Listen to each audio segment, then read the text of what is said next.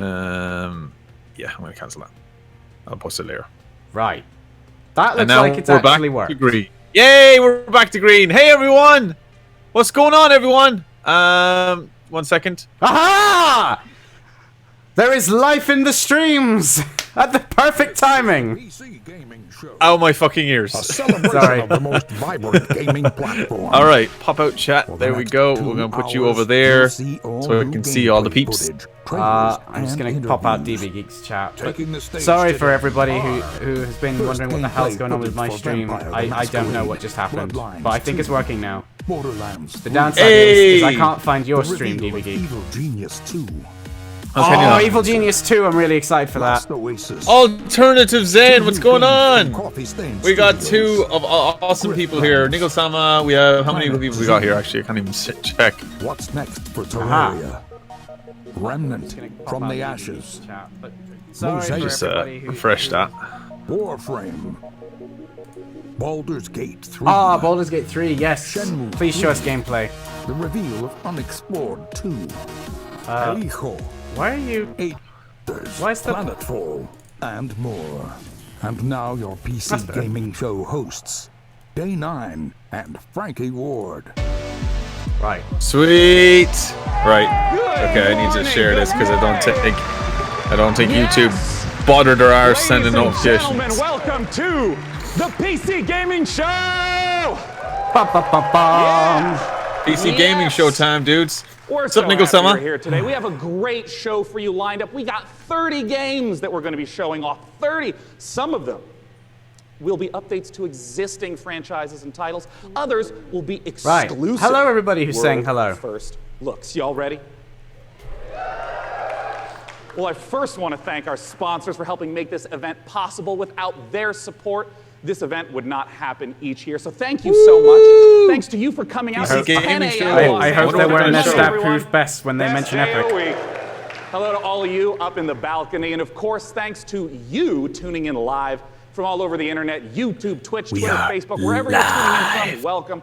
We're happy to have you. My name is Day 9. I'm one of your hosts for this event. His name is Joining me is the fantastic Day 9? Frankie Ward. Yeah, that's what I thought he said. Oh, Day 9. That's some name. Sure. Hello, everyone. Now, oh yes, Daz. Epic is literally running the PC show. Watching on, we are going to be pulling your clever comments.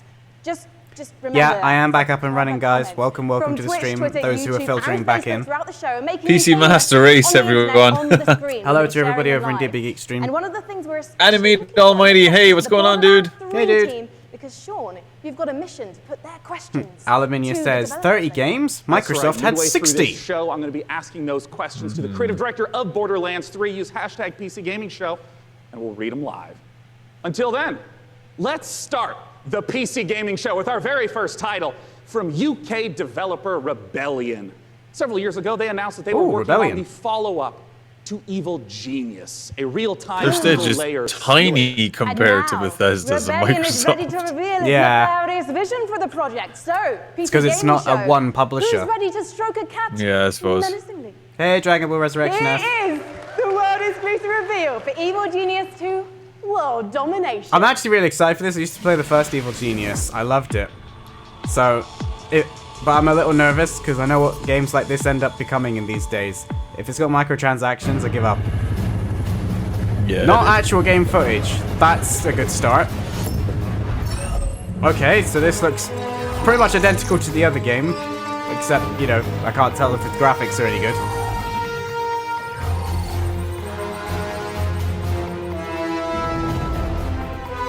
Alright.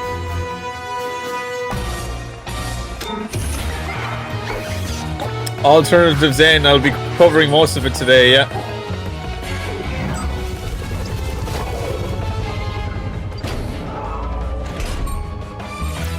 Okay, so it's looking very, very similar to the original.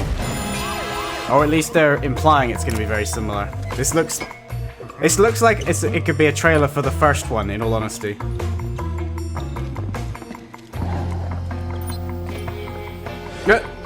Yes, Spy, we can see you. You've done a terrible job.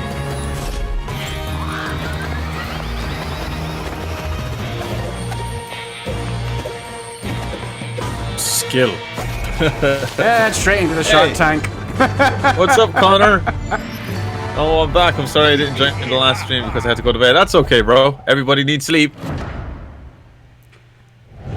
Evil Genius 2. To win closed beta access, really? Vampire We're gonna the win Masquerade closed beta Bloodlines 2 is access the now. successor to one of the most beloved RPGs ever. And with me to talk about it, I have Brian Mitsoda RPG? and Cara Ellison from Hardsuit Labs. If you say Now, so. Brian, you were a writer on the very first game, so what Oh, does it's it mean literally for just you started, Shady. to finally get to work on the sequel? It means that a lot of people have very high expectations, and we have to meet those. Well, let's take a look at whether you are going to meet them, because we are going to take a look at the world's first gameplay footage. Oh, okay. Nice. Alright. I'm excited for this too. Flare Wolf, yes, I've seen the remake trailer. And we finally got a release date, thank God. Yeah, when you sent that to me before, it was like 5:30 in the morning. Yeah, it was super early, man, when they announced it. I want to be a vampire again, game. Don't disappoint me. Vampire the Masquerade is so good. This whole existence, but truth is, most of you types won't even make it a whole year. We have one rule: you don't break the masquerade. Damn. Feed your power. What's this game, dude? This is Vampire the Masquerade Bloodlines 2. Oh, The first one was only on PC, so I doubt you'd have played it. It's very old. Although it is allegedly, I think I read that it is coming out at some point, like a remake version for like the Switch, maybe. But yeah, a lot of people are excited for this on PC. Like the first game is really, really beloved. Guys, what does it mean to be a vampire in this Dragon world? Ball Resurrection F. So What's in, up, dude? Emperor, what it is? Simon it's asked, kind of will a dark Commander version of Keen our be in world, it? And the vampires. Oh no, here we go. To keep their presence Jade secret literally from asked me what was the highlight from the Bethesda's vampires stream, are and without kind of, thinking, I just went, staying Commander hidden Keen! while also needing to feed on human beings and kind of manipulate As you would. And then had to show her, so she had some clue what the hell I was on about. Feeding on human beings. I'm getting flashbacks to last year's show. Cara, it's not just a case though of sucking blood and filling up your health meter, is it actually? She looks like Alex from Orange is the New Black. That's right. So we have the resonance system, which means that essentially Oh, she does actually. vampires can kind of Like she I watched really the first- does. see the emotional First two resonance seasons of that I watched, I think. like fear or desire, and then they can feed on those people to like feel the same things. The as first human one, beings, to Shady, feel more kind of like alive, to play it and that raw can is give you, really like, extra difficult. boost I in the can't game. play that And game there are some anymore. really It's too old. interesting But I can play it with characters mods. in that trailer as Mods well. make What it kind of playable. relationships are we gonna be forming Yes, with them we to will play be streaming the Ubisoft conference. Well, very. I want to stream the Square fragile, Enix conference, very but I'll be honest, I volatile don't know if I've got the relationships, energy very because it'll be mature 2 a.m. for us. relationships, so it's gonna be a fun And we time. didn't, and I didn't go And to one bed thing that until was like really half 3 intriguing last to me night. when I And learned God about knows this what game DeeBeeGeek did. is I don't even know if you he's been to don't just bed. get bitten and Oh, turn man. into I not played a Apex Dracula last night or after. Brad Pitt. To be honest, I think you should maybe put that into the game, because then I'm definitely playing it. You actually have to adjust. Oh, to your Keyblade, you environment gotta to watch. vampire You gotta watch us our That's right. Bethesda So stream to understand the Keen essentially, references. in It's the worth it, game, trust me. when you were It's made worth a it. vampire, It just sort of, became a huge very meme in the young stream. vampire, a lot of other vampires are made at the same Commander time. Keen, Keyblade, in is this the thing lean, called the mean, meme Masquerade. machine. And that means that essentially, Commander they Keen! are There we having go. a less lucky time than you in the world. You're having a relatively good time compared to them because they don't know what they're doing. They're going through vampire puberty on their own, and you might have a family. You might have Vampire puberty. say, Didn't they make wife films and about that? children, Wasn't it Twilight? and you are morally objecting to drinking blood to survive, and so you might have a Flare less Wolf says I've heard time, rumors let's of say, a Final than Fantasy the VIII players having. remastered So on you can Square find Enix that throughout stage, but I the don't know world. if it's true. And If Brian, they done a that's the remaster of that or even a thing. remake, I will actually lose my 15 years fucking... for this. Yeah, I saw those Any same pressure? rumors earlier. Yeah, I think they'll be very brave But, if they do, considering yeah, how we're- long we're- people have been we're waiting gonna for the make it Final Fantasy Well, you VII know what? I remake. think there are It's like, what's the people around the estimated world release watching date for the this, and 8 of course the remake? audience here, You know, and they all can't 2030? wait to play this game. Can you wait, guys? Yeah. There you go. So I think you've convinced everyone here now. When are we going to Hey, be able to play Ralanos, the welcome game? to the stream, dude. we're going. Something's wrong with the Q1, YouTube next audio. year. Oh, Fantastic. it should be the When can we same. learn more? Bloodlines2.com. Thank you so much, Brian and Cara. Good luck. Give it up, guys. Now, have you to the two ever people wanted watching to on play YouTube, Dwarf I hope the Fortress audio's okay. in space? Starmancer is a space station sim from Ominux Games and Chucklefish. Oh, After a Starmancer. catastrophe on Earth, Okay. humanity has launched a desperate attempt to find refuge among the stars. Your task is to manage a colony capable of sustaining life, crafting components, controlling colonists, and sending out crews to mine asteroids. But when you're living in space, there can be big I did consequences play for even the the original smallest Commander mistakes. Keem's Ralanost, Let's but take a I look didn't at the think brand new highly of gameplay them. for Starmancer. I played them probably much later than I should have, if that makes sense. So I was literally looking at this game the other night because I was looking for a good, like, space station simulator game. So I'll be very curious to see what they're going to show off here. I love games like this where you're just, like, building a station and trying to get everything running. I used to love the old Dungeon Keepers, and this looked like Dungeon Keeper, but for sci-fi. And I like the little pixelated graphics as well. Craze Hayes says, "Sup D, I'm back with Commander Keen." Yeah, I saw that comment. I gave myself a little chuckle. Oh wow, okay. There's a lot of customizing going on there. Danish, I can't wait for Ubisoft. Yeah, me neither, dude. That's kind of like the one that everybody's kind of excited about. I don't know. Like, I'm excited for the Nintendo just because I have a Switch, but yeah, I mean, Yeah. Ubisoft will be interesting. It'll definitely be interesting. No, I haven't tried X4 Aluminium. I heard very mixed things about that. I like the looks of this, though. Graphics are very old school, but I don't care. That is kinda cool. I see blood.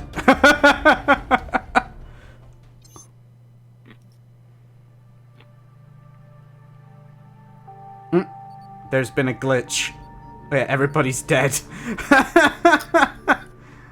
Get beta access now. That's the only problem with PC games. It's Our like, next guests we advertise for both beta, not started finished as products. modders. And now, they each independently run their own studio. Let's welcome to the stage, Hey, from Snaz. Tripwire, John Gibson, and from Torn Banner, Steve Piggott. Hey, Sean. I mean, maybe Keyblade. I didn't, but I could have. Now I understand. Both of you started as modders, working independently, now running your own studios. Talk to me about the collaboration that you started together. Yeah. Yeah, Steve. Yeah, it does sign up. We've known the Torn Banner guys for a long time, even giving them some advice when they were modders, going commercial, helping them not make the mistakes that we made. And we've been friends, and we've always wanted to work together. And now we've sort of formed this independent, former mod team, professional super group to get an awesome game out to fans. Yeah, and for us, this is a dream partnership as well. We've always been really close with Tripwire, and we really respect their games. We see them as one of the few studios that's bringing true innovation to the FPS genre, and that's what we're all about as well. Well, let's take a look at this upcoming collaboration between Torn Banner and Tripwire. Okay. They don't have someone doing the big, deep, world exclusive voice every time it happens. Aw, it's a pity. World premiere. You go first. It's your chicken.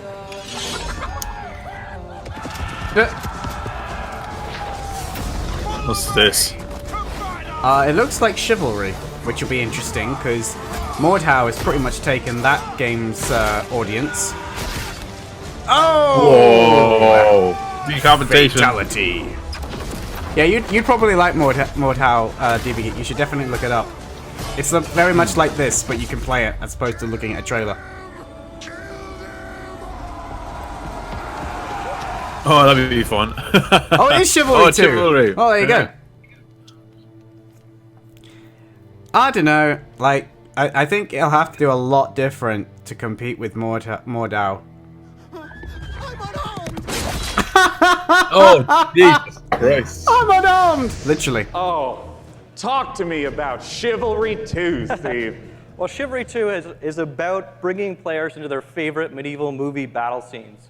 And our flagship game mode, Team Objective, does that by having players complete medieval objectives like sieging castles, raiding villages, and I guess Chivalry isn't dead, says Keyblade. You're not just going Keyblade. and standing in an area and then Well a done. bar fills up. You're, like you said, burning houses, killing peasants, you know. Yeah. Sorry, Danish. Go get some Playing as chocolate. peasants, Sorry for getting making you killed. hungry. It's really about letting the player experience every Yeah, what are iconic you moment eating? of the era. And on top of I'm that, eating a this time dairy around, milk increased the player count hazelnut scale bar. to about 2.5 Nice. times what the previous game was. My 64 webcam will players. be disappearing at some point during the stream because I don't know exactly at what point, but food will be arriving, and I will be eating it. Because unfortunately the timings didn't quite work for the stream, so I'm just gonna get rid of my webcam. But I'll still be here on audio. You just won't be able to see me for a bit. I'll still try and comment on what's going on. Knowing my luck, give us some ASMR. You messed that up. Yeah, I totally messed up. It's knowing my luck, it'll be when something really impressive gets shown off, and I'll be like, "Rah!" And then you just hear you choking in the background. Yep. Combat feels readable and fair, and also has the satisfaction of the weight that you would expect when two medieval knights in full armor are clashing. Yeah, I have no idea what you guys are very, talking about in my chat, but I'm happy you are. Much more accessible than the previous game, and it's, you know, the pace is so much. I very quicker, much which doubt is the what I really Avengers enjoy game is going to be shown off before the Square conference. So I'm up it. That's the main reason I want to stay up. Final Fantasy VII and Avengers, they're both going to be shown off. I'm at the Square Enix conference. Yeah, we kind of think of it like when you're swimming, where you're kind of constantly using both arms at the same time. And a core part of our focus this time around has been making it so that players can fight multiple opponents at the same time. Like 1-on-3, 1-on-4 situation? Exactly, because that's fundamentally part of the becoming the ultimate warrior fantasy and achieving glory on the battlefield. Well, I mean, I do have to ask, I'm talking about swordplay and mastery, but the original Chivalry, I mean, it's kind of like silly fun. Like, how do you balance the mastery with the fun element? Yeah, our goal has always been to make it so that players can take the game as seriously as they want to and also as silly as they want to. We know that probably about half our audience plays the game drunk, and we love that. I would love to know how they got that statistic. Yeah. That's an important metric to track. And the game has a huge influence from Monty Python. Another Final Fantasy Tactics game would be pretty cool, Elamini, I'm not going to lie. I mean, the game is genuinely hilarious. As an example, you can beat a man with a chicken while quoting Shakespeare. Like picking up a chicken as a weapon. Yeah, physically that's a clubbing mechanic. him to death with Well, a that's excellent. Well, I mean, I have to ask, when can people get their hands on Chivalry 2? So Chivalry 2 is coming out early 2020, and it's coming first to the Epic Games Store. Oh, look forward to checking it out in early 2020. Gentlemen, John Gibson and Steve Piggott with Chivalry 2. Thank you so much. We are just getting started here at the PC Gaming Show. Let's take a look at what's coming up next. Yes, let's. You're watching the PC Gaming Show. PC Gaming Show. Oh wow, he's different from your average guy. In Planet Zoo. Oh wow, Planet From Zoo. the creators of Darksiders, Remnant from the Ashes, Baldur's Gate 3, and more trailers, interviews, and gameplay. Oh, I seen that trailer and it looks fucking cool. Oh yeah, the Baldur's Gate 3. I really want to see the gameplay for that. That's like the main reason I'm watching this. I love all the Baldur's Gate games, even the Dark Alliance games on the PS2. I know a lot of people didn't like them, but I'm like, those were actually my first Baldur's Gate games, and then I went backwards. What is this? I have no idea. Oh, what am I looking at? Is this a game? This immediately is making me think of like Limbo, and what's the other one that's like it? Inside. Yeah, this blow your mind out now. This looks like a side scroller, and it looks like it's going to be about how bad society is getting. Oh, we got swimming. Mosaic. Okay. Mosaic. Well, at least it's 2019, even though I'm still not really sure what we're looking at. Coming. Oh. Wait, what? Okay, so that's a real thing as well. That was a brand new trailer for Mosaic, a dark and atmospheric adventure game coming later this year from developer Killbyte and publisher Raw Fury. So how are you guys enjoying it so far? There's been some swords, some space stations, vampire puberty. We're listening to your reactions to the Yes, they are, Sam throughout Muppet. the entire broadcast, no matter what platform you're watching. Why is everybody and ranting booing? I'm on, confused. So keep them coming. Our next game is a ghost-themed multiplayer hide-and-seek game inspired by a Yes, popular Connor, mod. over in the DeeBeeGeek Charge up chat. your I proton am packs and beyond get ready thrilled for that the Kari Mega Hiroyuki Tagawa from the Mortal Kombat movies playing him again. I love that actor. I've seen so many of his films. Yeah. Such nostalgia seeing him again. World exclusive. We should just do the voices. Oh, hell yeah. We can do that. Owning a YouTube channel simulator. I feel like I've missed something for that to make sense. People are booing because Epic. Oh yeah, that makes sense. So free as it is. This music, I've got a funny feeling, is gonna not fit this in a minute.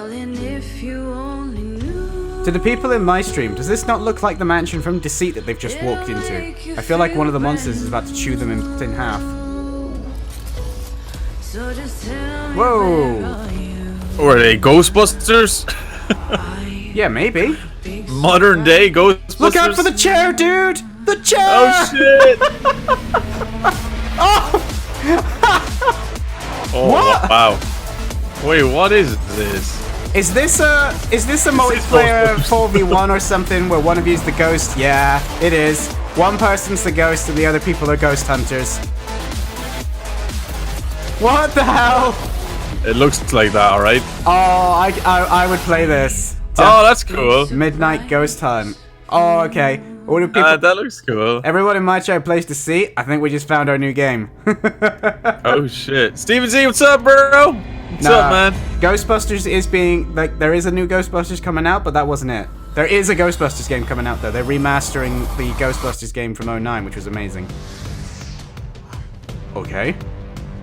Joining me on the stage to talk about Midnight Ghost Hunt is the dynamic one-man team. Nigel says prop Creative hunt director, kind of game. programmer, designer, it's Sam Malone! Yeah, someone, Keyblade wrote the same thing on my Sam, Twitch, funnily enough. Everybody was like, it's Please prop tell hunt. us what is going on in that. What is Midnight Ghost Hunt all about? So Midnight Ghost Hunt is a multiplayer ghost hunting hide-and-seek game. You can play as either as ghosts or ghost hunters, like a 4v4 format. I see. The ghosts can hide it's inside 4v4, average everyday okay. objects around the haunted house. All right. The goal is to look like harmless It looked like the ghost was furniture, outnumbered. but That's on the inside, interesting. they're not so harmless ghosts as you saw. Yeah, and if I'm understanding correctly, it's not about hiding as a lamp to try to assault and take out a hunter. It's actually, you would do that so that way you can keep running away and continue to hide. Exactly. So the main objective of the ghosts is to try to stay hidden as long as they can until the time runs out, until the clock strikes midnight. Midnight being kind of the hour of the ghosts, basically. They can fight back if they like, but Everybody in general, actually looks you is know, they pretty wanna try hyped to for the hide, game. but Yeah, if me there's a too, hunter dude. kind of off by himself, he can quickly just hit him in the back of the head, knock him out real quick, and he has less hunters to deal with at that point. See. Well, what's the identity of the hunters? I mean, we've been seeing furniture flying all over the place. What are the hunters doing? So the hunters, it kind of can be divided into two different segments. The first part of the game is kind of almost like a detective game because they're sort of trying to figure out where the ghosts are hiding because it's not really obvious at first glance. So they've got gadgets like a footprint tracker. Oh, okay, Stas, fair enough. It's unlike you to want to play narrow down something that's where horror-like. in the house these ghosts are hiding, basically. Who Soon you as the gonna first ghost is found, call? though, it starts getting a bit more chaotic. There's ragdolls flying everywhere, and they have that cannon to really try to smash the ghosts into pieces. So those are kind of the two aspects of the ghosts. I see. Well, talk to me a little bit about the inspiration for Midnight Good point, Ghost Hunt. I Sam Uppett, understand good it's point. based on a Gary's mod called Prop Hunt. Right. So that's definitely. Oh, that's why people are saying the big prop twist hunt. for us is that the props fight back. You saw the furniture; they hurl themselves at you, they knock you out, they send you flying. So it kind of almost becomes like this action hide and seek sort of mashup. Never you played need to prop be hunt, a little so- bit afraid of. I think I played it once. The things that you're hunting. So that changes up the dynamic a bit. And I want to ask about when the Look in clock your chat, strikes dude. midnight. We saw the very spooky Have red you color pop seen up. a We didn't see ghost? what happens then? What's going on then? So midnight. Who if you gonna even, call? one Commander ghost drops Keen! 4 minutes into the match, then you hear this ominous grandfather clock chime across the map. All the lights will actually flicker out. It'll get really dark and scary, and all of the ghosts that were destroyed actually return as vengeful spirits. They're a lot more powerful than before, and they glow a very brilliant red. So at this point, the tables have turned. The hunters are now the hunted, and they just need to try to work together to stay alive long enough for their evac to come, which is another 4 minutes or so.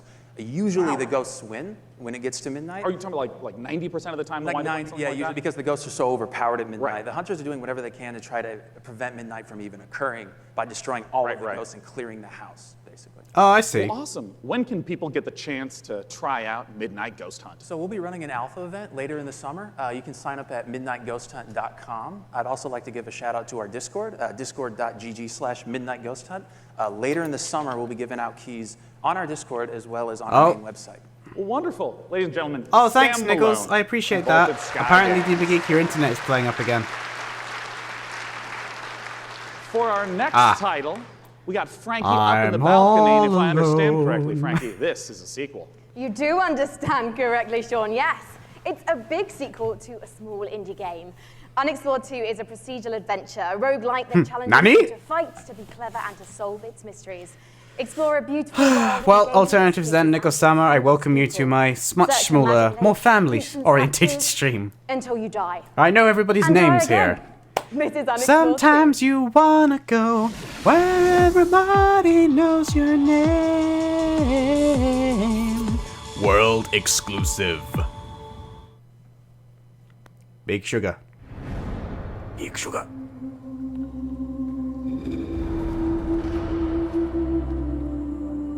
I'm sure she just said this is a sequel. I'm not really sure what to. Hey, Panda! This prop hunt game seems amazing. Yeah, it does look amazing. Except it's Ghost Hunt. It's not it's totally not prop hunt in disguise. What the hell is this? I don't think any of us are paying attention to them talking, to be completely honest with you. They're a little bit quiet and they're at max volume. I would prefer it if they were slightly louder.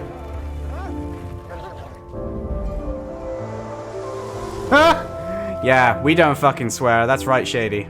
We're 100% family friendly. What difference does it make? The Microsoft conference I did yesterday got claimed by fucking Bandai Namco because it had the trailer for Tales of Arise in it. I'm like, really? Really? It's the stream! Of course it's got your trailer in it! You want people to see it, don't you?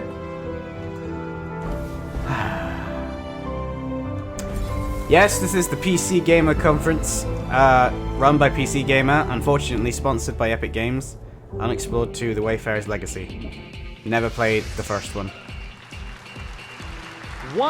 Yes, it really got claimed. It got claimed twice. There was another game as well. Bandai Namco came back later and claimed that one as well. They argued with themselves. Welcome, Dean. Oh. What you got for us? Hello. Thank you. C27 RG5 curve game. Bye. Well, let's take a look. Oh.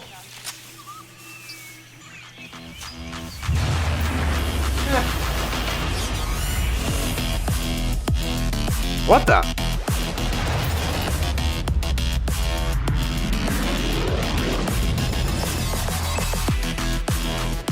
Truly immersive viewing.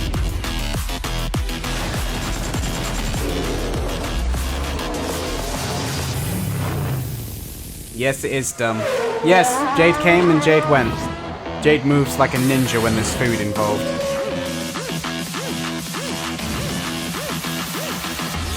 So,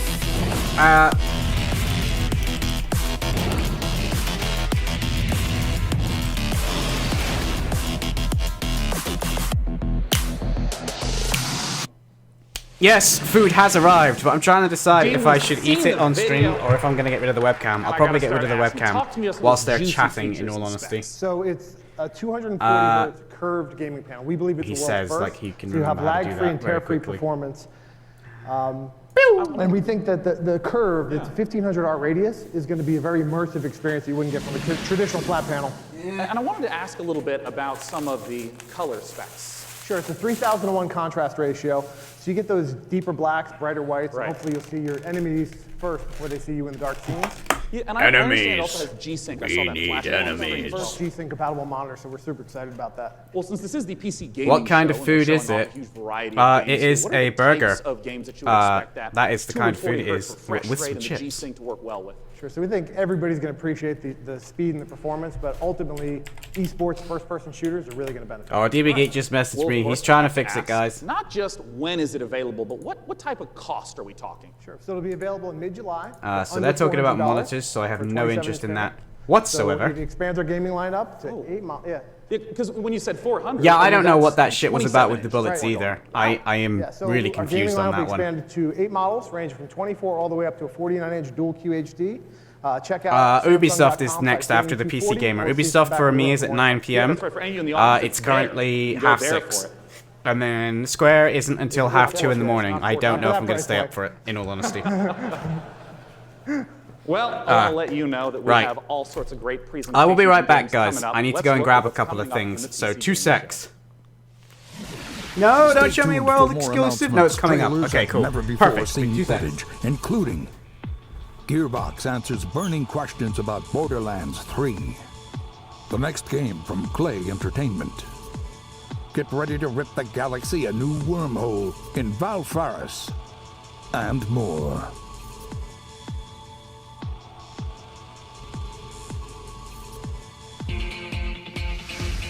And now the PC Gaming Show presents What's Next from Funcom.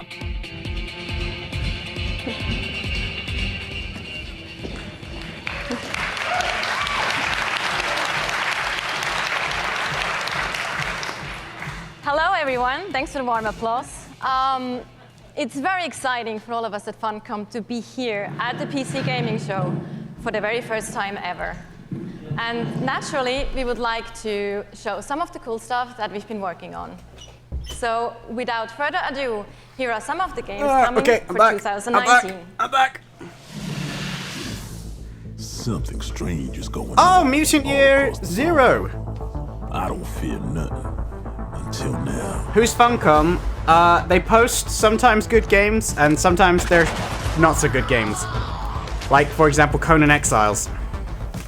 And Conan Unconquered. But sometimes they do good stuff as well. A lot's happened since you've Right, I'm gonna try and eat this food, guys. So, I'm here, I'm watching, but I don't want to subject you to watching me eat a burger.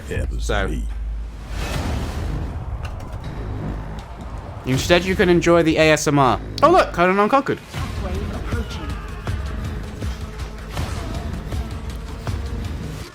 Oh my god, this thing is a mess, Jade. What have you done? Ah! Oh, thank you.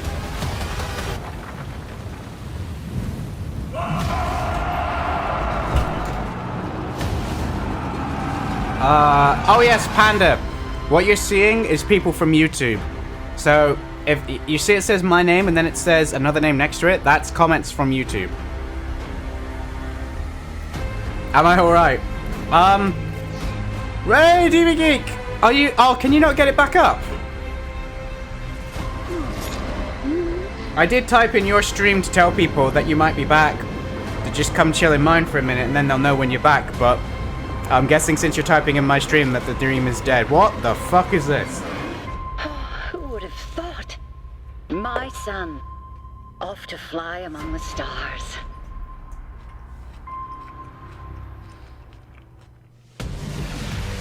Please welcome to the stage, founder and director of Mighty Kingdom, Philip Mays.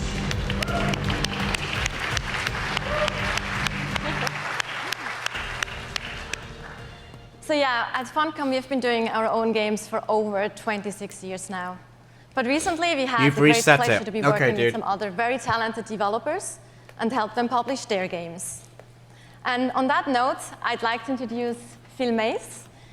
He is founder of Mighty Kingdom, a studio out of Australia, who has been working with us on something a little different. A little different? So on April 1st this year, we put out a little trailer for something called Conan Chop Chop. And you could rejoin on the Discord chat if you want, DeeBeeGeek, with that was April your Fool's phone. joke. So yeah, we have a I think we're all suite. enjoying her leather trousers, Staz, if I'm being honest.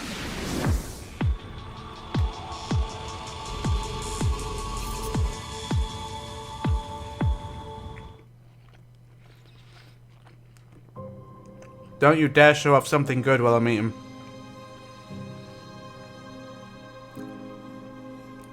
The best Conan... Another Conan game. Okay.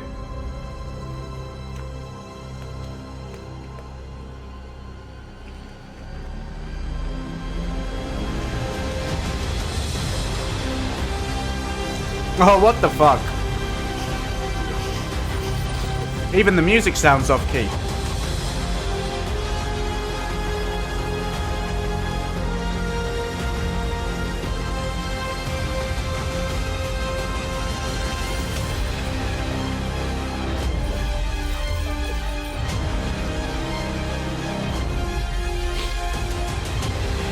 I'm very confused. I swear to God, if this ends with mogul game, I'm gonna flip this lid.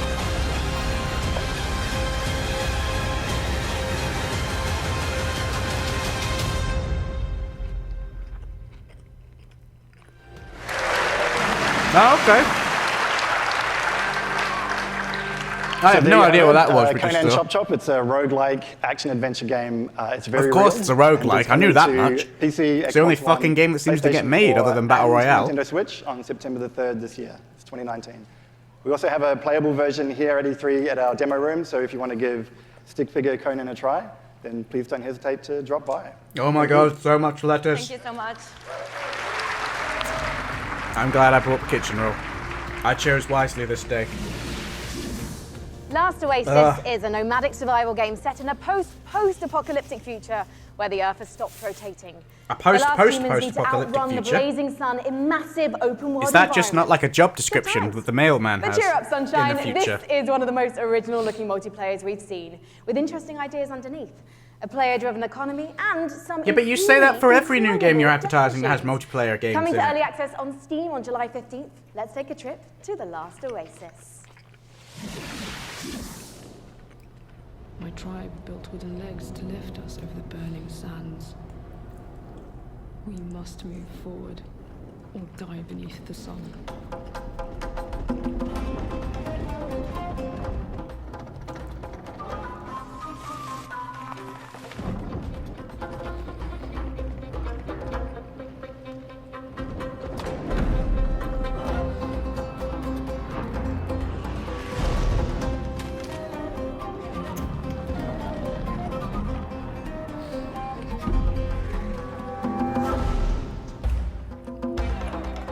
Yeah, Niggles, one of them. Well, so far the only original thing I'm seeing is the design of that robot thing, and if y'all seen Wild Wild West, you know it's not that original.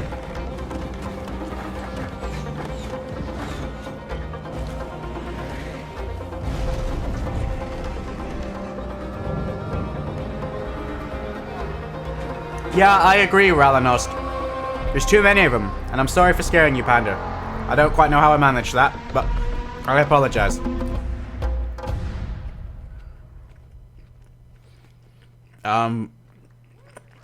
Okay.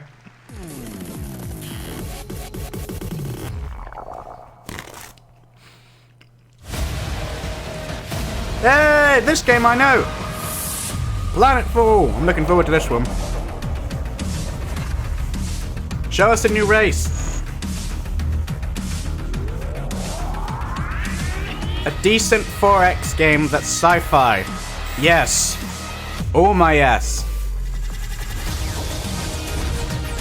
Clunk, clunk. What the fuck? I don't recall seeing the cybernetic zombies. Have I missed a trailer? That's going to annoy me.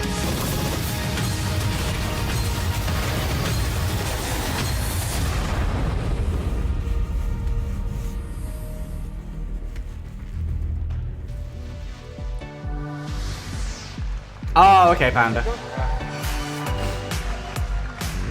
The name of the game is Age of Wonders Planetfall looks like Civ for a reason because it looks like Age of Wonders, because Age of Wonders is an old 4X strategy game like Civ, but not Civ. It's slightly different, much more focused on the combat. So, Leonard, just give us I used to play Age of Wonders, so for me, it just looks like Age of Wonders. It's a turn-based strategy game where you play as one of the survivors of a shattered galactic empire. At the start of the game, you choose or create your own faction. Yeah. And they include the Vanguard expeditionary forces who are in cryosleep when everything went to hell. However, you still have to put up with watching me eat cyborgs, chips. Or the Amazon bioengineers who ride dinosaurs into battle. You know, I want to ask, because there's a pretty broad range of 4X strategy games. To give a sense of what the gameplay is, I just want to start from the beginning of a game. What happens when you first land on Gotta try and open the ketchup first, though. Each race has their own spaceship. The spaceship comes down onto the planet. The planet is where the entire game takes place. I did the rookie mistake. And that spaceship will then transform into your capital colony, where your entire empire begins. Your sort of attempt to take over the world. I have no grip because I ate the Around you, there are a number of sectors, and each of these sectors has a little story. Well, not most of them. So maybe you'll find a genetics lab which is still full of horrible mutant creatures, an entertainment complex overrun by horrible robot monsters, a temple with holes in the sky and horrible demons who come and get you. Fucking hell, he got into it, didn't he? Trailer, dinosaurs with lasers, correct? Dinosaurs with lasers. Perfect. Well, cats with lasers. No, sorry, no cats with lasers. We've never seen dinosaurs with lasers. They're completely original. Settle with dinosaurs. You know, I saw the expansive tech tree show up in the game briefly, and I know that growing and resourcing tech is a huge part of strategy games. How does that function? Right, so part of these tech trees come from your origin race. They sort of represent the past of where you came from. Don't you they dare get include ketchup on my new keyboard. units, new modules for your units, like jetpacks for your troopers, orbital laser cannons, chips and launched ketchup. in space, social doctrines, it's not all about war. And then the second part of your tech tree comes from your secret technology, and that's all about the future of your faction. So you can create like a combination between man and machine or man and computers. Others include doomsday technologies that allows you to infect the entire population with alien brain-eating parasites or win the game by splitting space time. I love how many details you're giving me of the horrors close that enough. are on the planet. The future is not a pretty place. Well, I want to ask about some of the combat that we saw, because in a lot of strategy games, the combat can be very brief. It just, you know, shows two armies pinging off each other. But I understand Niggles, that sucks. Is quite rich. Right, so when combat starts, you'll see, like on the world map, maybe like a little Warcraft 3 Reforged is coming, and I guarantee you my life will end at that point. You will zoom all the way in. I love Warcraft 3. I played that game for years. Same with Dawn of War, units which came out a few years later. Deployed in turn-based combat, you can move them into cover, use their abilities, shoot laser cannons. Maybe you've chosen advanced, you've got like a bunch of space dwarves. And No, Keyblade. I do not mean fries. I am in the land where the English language was invented. These are chips. I mean, how long does some of these battles wind up lasting? It depends. A short battle can be maybe 2 or 3 minutes, but at the end of the game, you know, you've got a massive siege with like 20 units on your side, 20 units on their side. You've got orbital cannons blasting holes in the world, and that can maybe take 30 minutes. Well, talk to us about when we can play the game. Okay. The game is due this August 6th. It's going to be available on PC, multiple platforms, Niggles, all right. consoles. Sorry, dude. We'll see you later, man. Pre-order now. Well, lovely. I think we've lost DeeBeeGeek too. I think he's given up on life. It's aow-planetfall.com. Well, I'm looking forward to it. It's less than 2 months away. Gentlemen, thanks so much for joining me up on stage. Thank you. Okay, thank you. All right. Bye-bye, guys. Thank you for sharing the horrors Snazzy, of the future. I lived on real-time strategy games when I was a And for our kid. next game, Frankie, I have to ask you, what year is it? Why? The year is 1946, Sean, my dear boy. Europe lies in ruins torn apart by the satanic Plan Z. A brave band of heroes cast the Fuhrer into hell, but little do they know, the nightmare is far from over. Achtung! This is the world-exclusive reveal of the next shooter from the makers of Sniper Elite 4. Achtung Call of Cthulhu, or whatever it's called. They just did a strategy game to this earlier. Like, last year, I think. Rated M for mature. Cthulhu Tactics, I think it was called.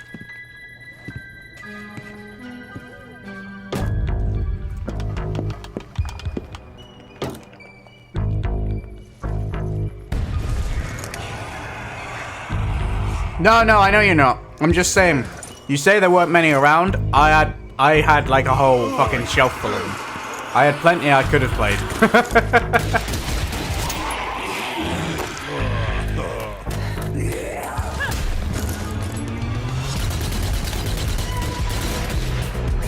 Okay.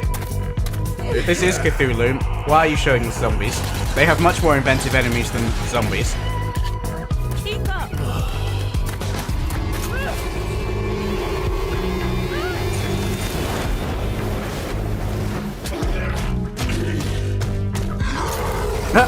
Get out my way, bitch. I got a flamethrower.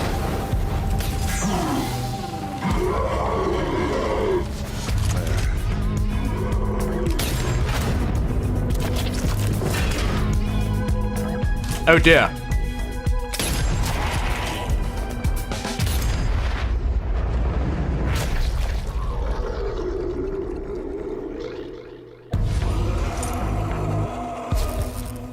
I'm not doing an accent, Shady Drago. This is my voice.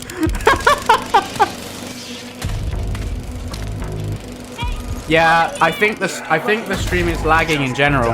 I think my internet is just struggling. Come on, let's go. I mean, we've lost DeeBeeGeek, so it wouldn't surprise me if mine's gonna die next too.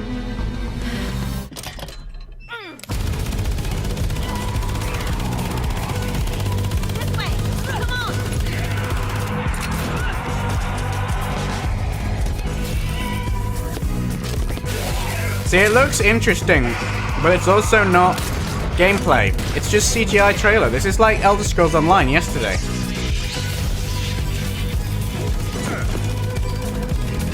I want to actually see what it looks like in-game, you know?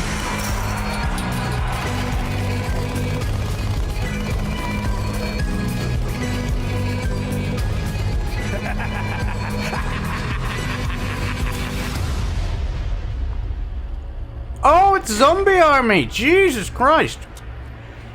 Yeah, I got them. That makes more sense.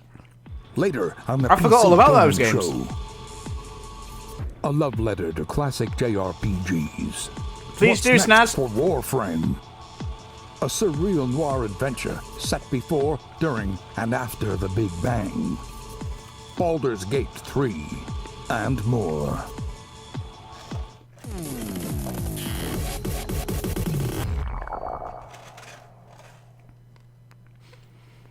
I really hope we can get DeeBeeGeek back for the Ubisoft conference. Oh? The root have ravaged the earth. Is this... Yeah, it is. It's the secret world, isn't it? Ending assault without reason. We are victims to a hatred that we do not understand. This evil will consume our world and the countless worlds beyond. Unless you rise to meet it. A trial by fury and blood. I like the design of these creatures, man. You seek the source of death itself. I know what the source of death Prepare is. yourselves. They are here.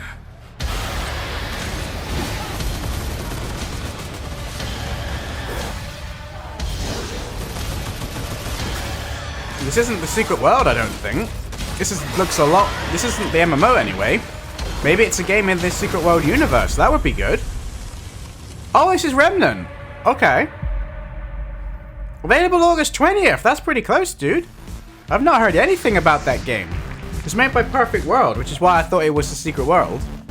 Joining me on the stage to talk about Remnant from the Ashes. In that trailer, we got the chance to see so much new gameplay footage and new environments. Let's welcome the CEO of Gunfire That Games, looks really David cool. Adams. Not gonna lie, I want to see more of that.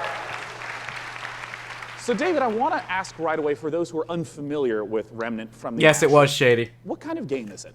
So Remnant's a co-op action shooter set on an apocalyptic Earth and across a bunch of cool fantasy worlds. Zombies, how new and In exciting. that trailer, we Pretty got a chance much. to see a huge variety of different environments. Like, what are these different places? Who's the player in this story? So as a player, you're on sort of a Odyssey-like quest to save the world, and we really wanted to have a bunch of different cool locales that you go to just to experience. Right, as the chip's done. You start on Earth, but it rapidly changes very quickly as you get into the game. And one thing that we've talked about before is that replayability is a huge focus of the game, that you could play through it 10 times and still be seeing new bosses, new monsters, new locations. Don't How give us exactly this does shit. that work? Yeah, I've heard these sorts of promises before. Oh, you can play it several times through, you get different experience every time. Fuck off. built those all by hand. I haven't played a single game where I actually feel like that. It's always fake. It's always artificial. Once you actually play the game through multiple times, you see how shallow everything is. Telltale games used to piss me off. They were the worst for that. The first playthrough was fun. The second you start changing your choices, you realize none of them actually matter. Explore what all the possibilities are. Yeah, you can play the game over and over again to see the stuff. You can jump into your friend's world to experience the content in their world, and that's a big part of the game, just jumping in and seeing what you get. Well, I want to ask about loot, which is, I understand, a big part of the game. How does it function alongside this ever-shifting gameplay experience? Oh, it does look the loot good. in the game is all But legendary items. I feel like this is someone over-exaggerating what the game is capable of. Quest, it generally coincides with a cool, unique item. It might be a boss weapon or a magical item or armor. So if you play the game and you get all completely different events, you'll have different equipment than I have. And in the trailer, I also saw that there were 3 people walking through these, and you mentioned the co-op experience. How does co-op function in the world? So the game is full co-op from beginning to end. You can jump in at any point, and the game is definitely slower paced, more difficult. All my co-op peeps in the chat, Sam Uppet, Staz. There's a huge advantage to bringing your friends to come in there and help you take down bosses or fight off different events or just generally progress through the world. Yeah, well, I mean, as a big fan of Bloodborne and Dark Souls, I'm really looking forward to Remnant from the Ashes. What's the release date, and where can people go for more information? So Remnant's coming out August 20th on PC and Xbox and PS4, and if you pre-order the game now, you can I can see the lag on my side, guys, so awesome. Ladies and gentlemen, there's not a lot I can David do Adams about it, from unfortunately. Gunfire Games. Thanks so much for talking to us about Remnant. And as we mentioned earlier, keep those questions coming. I will be asking on stage the creative director of Borderlands 3 everything you want to know. Doesn't matter what platform you're on, just use hashtag PC Gaming Show. And until that time, let's talk about our next title. This one was announced 2 years ago at the PC Gaming Show here. It's a game from Clay Entertainment called Griftlands. It's changed quite a bit in the last 2 years. It's Brendan's now internet a isn't coming back. roguelike where you don't That's just fight, but probably you also put him in a bad mood. negotiate I'm going to your go out on a way limb and through a say. broken down sci-fi world. It's going to be available on the Epic Game Store in one short month on July 11th in alpha. There we go. Let's take a look at The some of first footage. Epic game.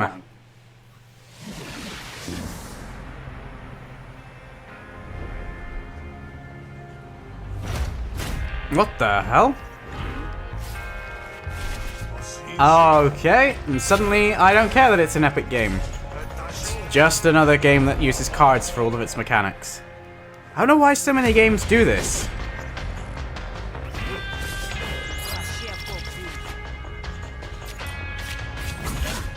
Like, it looks like it would be fun without the cards, you know? Ah, she's really not doing well.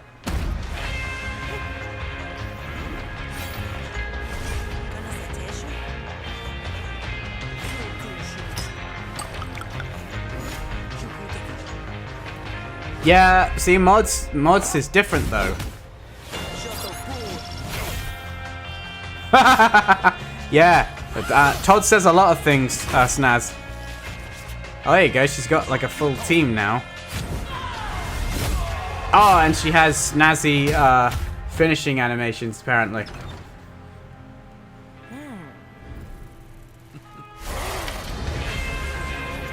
Okay. I mean, it is made by Klee. I think that's how you say their name, or Cly. Most of their other games I quite like, but I'm annoyed that they've Planet Zoo Epic is Games the latest exclusive. game from I'm the makers guessing. of the brilliant Planet Coaster. Please. But it's one of those welcome things where it's Piers like, Jackson and the Boys from we'll have to Frontier wait and see. Developments. Brownie? Now, Piers, what kind of zoo are we going to be running here? So Planet Zoo is a new management sim game from us. It involves you building and looking after a modern zoo, and you get to look after the most authentic animals we believe you've ever seen in a video game. Each of our animals are unique. They have their own needs, their own desires, and their own behaviours.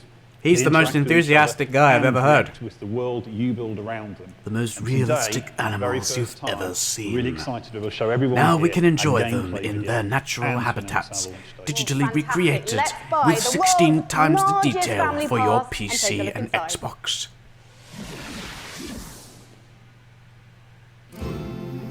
Looks sort of like a Dark Souls with guns. Dark Souls, or do you mean Darkest Dungeon? Is it? Oh, it looks like I thought they were going for the Lion King for a minute then.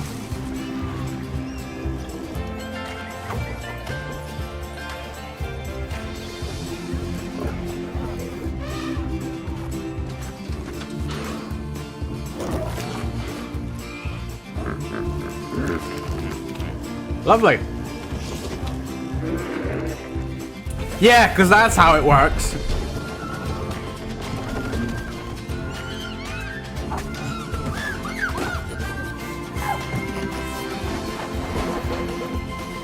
See, when I was younger, I'd have played this. Like, management games, I do really enjoy, but I've got so many of them that I start and never finish. I'm just very wary of buying any more now. I mean, Planet Coaster is really good, don't get me wrong. So I will give Planet Zoo a chance, but I'll definitely wait for other people to play it. I mean, hippos pooing. Yeah. Adorable baby elements. It's absolutely brilliant. I can't wait to play it. But before we saw the trailer, Piers mentioned they weren't shady because the Epic are literally sponsoring the PC Gamer Show. They've literally thrown money at them to make sure that their logo is blasted everywhere. You know, learning about conservation. You want to learn about the research. That's why I was surprised a minute ago when someone was like, "The game is coming out on Steam," and I was like, "Oh, they're allowed to say that name." These are the modern okay. Is really what we take to heart, and we're going to be promoting, you know, the health and the welfare of your animals as the most important thing to do. And Piers, when can we see more gameplay, and when are we going to be able to get our hands on it ourselves? So we're obviously demoing. Yeah, okay. I've seen how far behind the streams are. People aren't going to be able to see that. So sorry, guys. Not a lot I can do about it. Lisa's done a fantastic voiceover for it. Everything is the same as it normally is. He says that goes live this Friday at 11 a.m. Pacific time. Well, fantastic! I cannot wait to watch. Thank you so much for joining us, Piers and Lisa, everyone. Next up, we have a very special guest all the way from Japan. Okay then. Please welcome to the stage gaming industry legend and Shenmue creator, Yu Suzuki. That is right. Ladies and gentlemen, joining me on the stage is a legend of Japanese game development. It's Mr. Yu Suzuki. Hello, everyone. In addition to being the brains behind the following games, Hang On, Space Harrier, Outrun, Afterburner, Virtual Racing, and Virtual Fighter, Yu-san also created the Shenmue series, and he's here to talk about Shenmue 3 right now. Take it away, Yu-san. Okay, you'll still be able to hear the stream, guys. I'm just going to try a couple of things. Standing on the stage today. Well, at least I hope you can still hear the stream anyway. I just need to try and close something. Thank Something's not right to here. all the fans supporting me for the long 20 years. Thank you very much.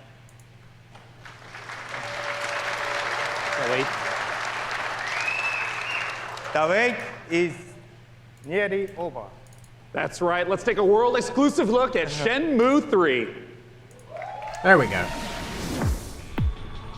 Right, let's see if that makes the lag any better. It's a world exclusive for Shenmue 3. Honestly, I don't think your kung fu is strong enough. Grandmaster, Your kung fu is no good. A long time ago, martial arts were bad, but humans are interesting creatures. They practiced in secret, away from prying eyes, and became stronger. One even practiced atop this very boat. Non-Tread survived the ban and was passed on in this way.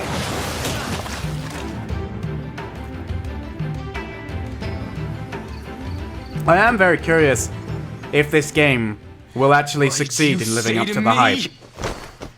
Stop it. I mean, it's got the same sort of stiff Dreamcast era facial animation, but I honestly don't care. It looks like it's okay. It's passable. They are heartless. It's the lips that really make it really stand out to me. But I think it's deliberate, in my opinion.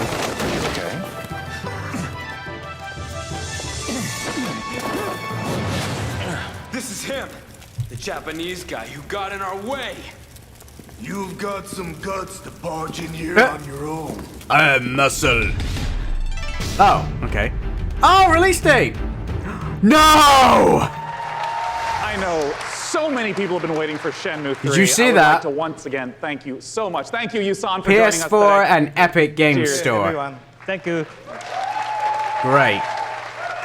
Perfect. Now our next title is near and dear to my childhood heart. It's based upon a game I grew up playing called Heroes of Might and Magic 2. Let's take a look at an upcoming collaboration between Coffee Stain Studios and Lava Potion. Might and Magic 2, okay. I remember playing these. I don't think it was 2 I played though. I think I played a much later version of the game.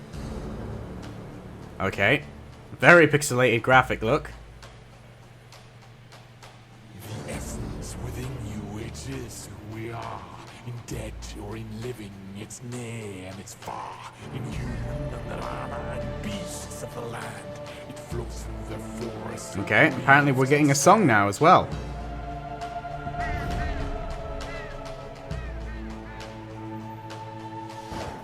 Lightning and thunder and crackling what? Blaze, a land torn asunder by night and by day. The Empress returnal with death and decay, to march upon cities with frost and with fade. They gather. Is this literally like a game that's based on the Heroes of Might and Magic? Because it looks very similar.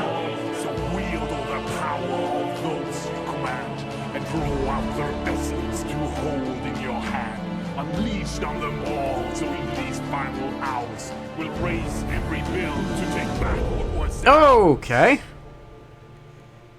That guy apparently turned out the lights. Songs of Conquest. Okay. So that means that the singing might not have been just a trailer thing. The name of the game is Songs of Conquest. Interesting. And here to join me in talking about it is the lead designer from I'm not sure what to make of that. Carl Topfeld. Classic strategy Hey, adventure. hey. Tell us more. I mean, let's just start off for anyone who maybe hasn't played the Heroes of Might and Magic series. What is Song of Conquest all about? It's all about, well, you kind of start out with in the town that you just saw in the end of the trailer. And from there, you recruit your wielders. It's what we call our commanders.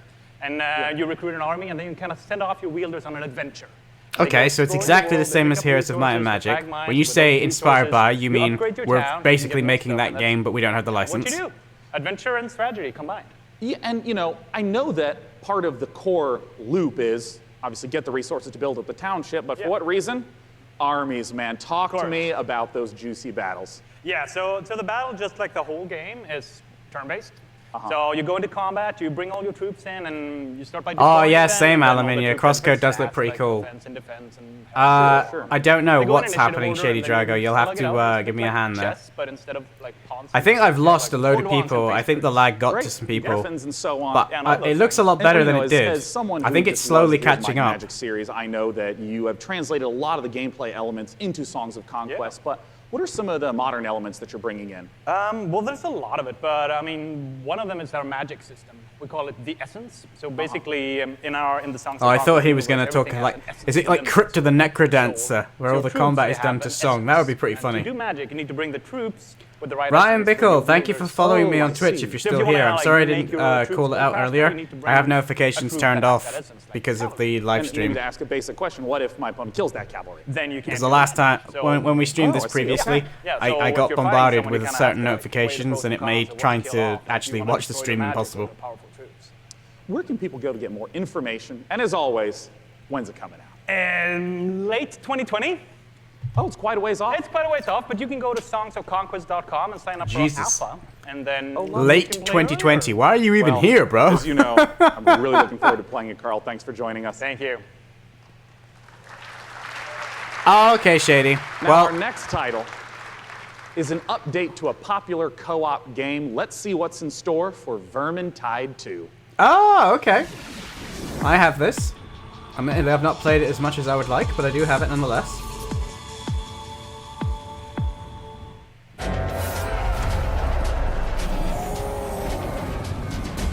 Look at those vermin. They're already dead.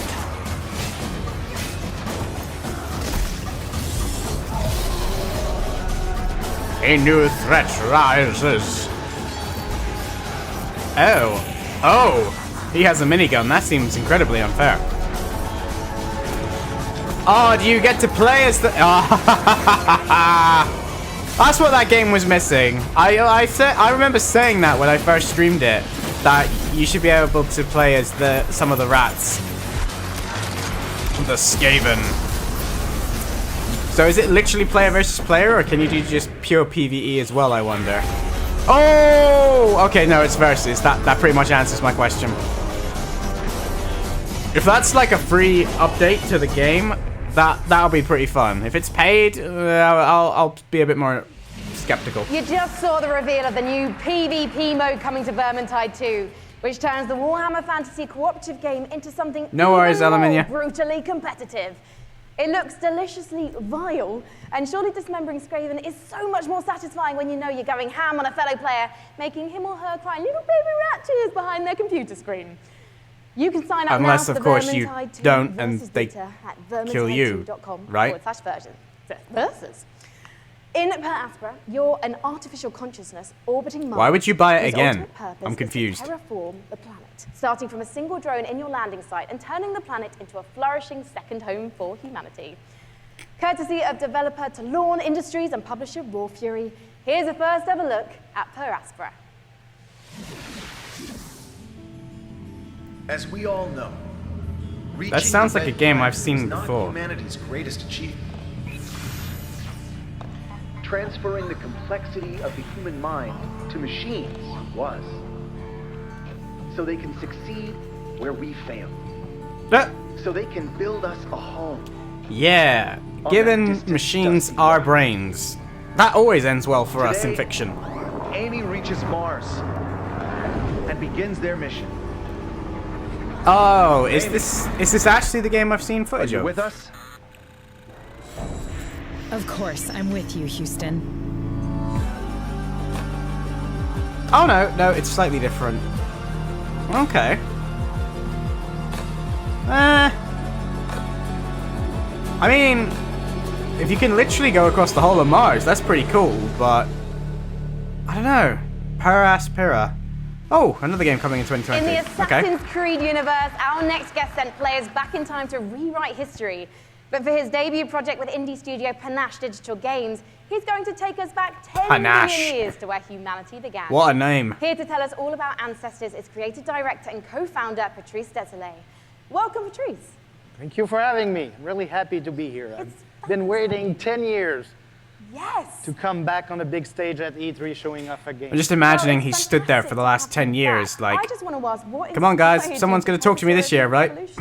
Well, when I started Panache, I needed a game, an open world game in which you can do a lot of things.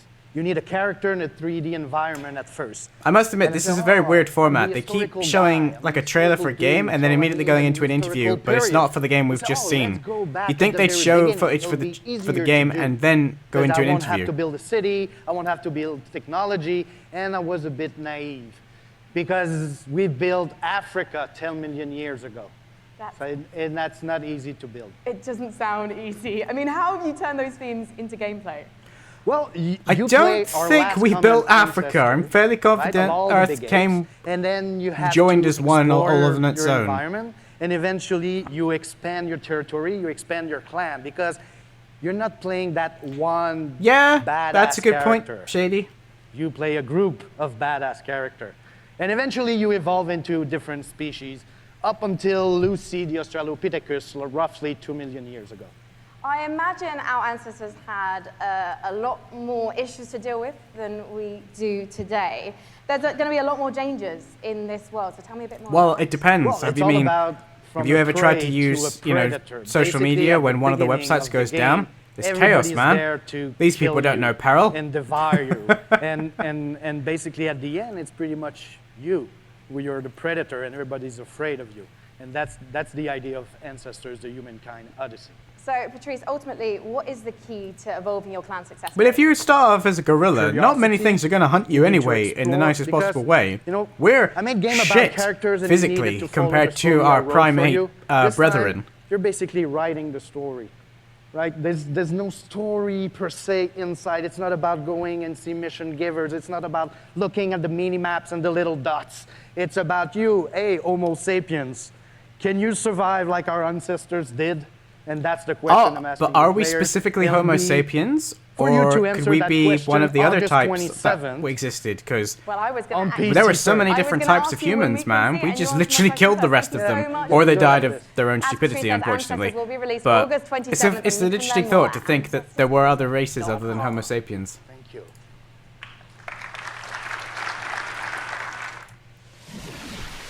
I think the... oh, look, it's everybody's favorite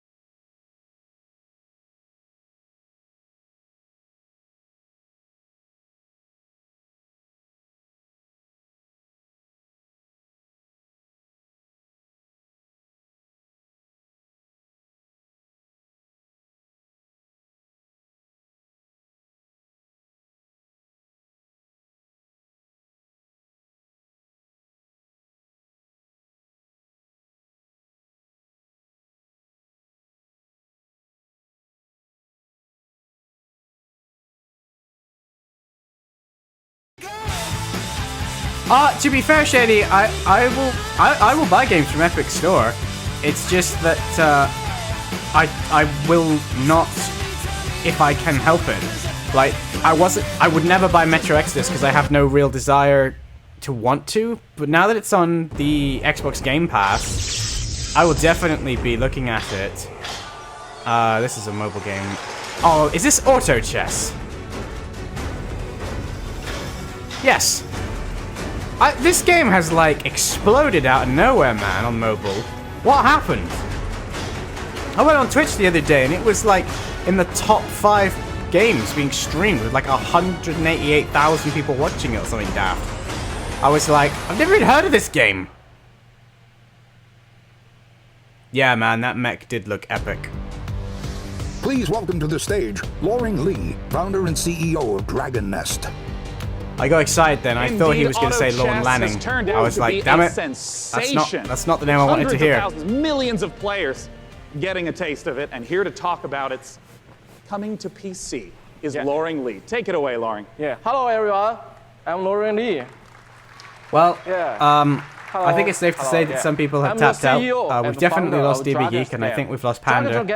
I don't know, Shady. You do appear to be the only one in chat, but the numbers say that you're not the only one in chat. I think everybody else is just lurking. To all you, this is really exciting moment for us. I do appreciate all of you guys that are here, though. Whether you're talking or not, it's great to have quite a few people here. Now is working both on Twitch and YouTube. Auto Chess, Jodo Studio. We are working together to bring auto chess to your world, both on PC and mobile, so that everyone from anywhere with any device can enjoy the same fun of auto chess. Now we are building the PC version with by using the gaming engine of Unreal Engine 4. As everyone knows, Unreal Engine is one of the best gaming engines of the world. With the help of Epic Games. I was just gonna say, I wonder why he's saying that. Who makes Unreal again? Oh yeah, the company that's in charge of the PC show. And today, I'm very glad to announce the PC version of Auto Chess will be coming to the Epic Games Store. I look forward. not a single reaction. Yes, a mobile game is coming to the Epic Store. What part of that sentence makes you think we will care? Thank you, everyone. Thank you, Loring Lee. Yeah, cool. Thank you. Thanks so much for sharing the news with us. Once again, Auto Chess, if you have not played it, you must check it out. It is so fun. Our next title, with Frankie up above, I understand is an inspired indie game. We'll find out, Sean, because one of the things we love about PC gaming is the way that game creators from all over the world I like the way they just stood there in the background. Chris Tales is a great example of that. A gorgeous indie love letter to classic JRPGs developed by a team in Colombia. JRPGs, you say? Chris Tales' spin on the genre brings a unique perspective that lets you see the past, present, and future on one screen at the same time. So you'll see the future change based on your decisions in real time. Here's the world-exclusive reveal of Chris Tales. Chris Tales. World exclusive.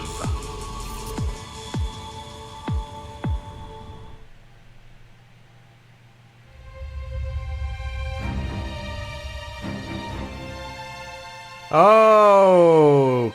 If you saw what was, okay, what is, and what would be. If you knew how it ends.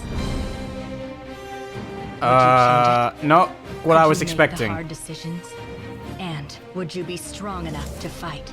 Damn, alright. At first I was like, I'm not sure about that art style. I'm still not sure about that art style, but I admit it looks good, but... What? So you're traveling through time simultaneous... Oh, okay. Act in the present. Ah, so... You can rewrite the future. Very similar to The Messenger, kind of.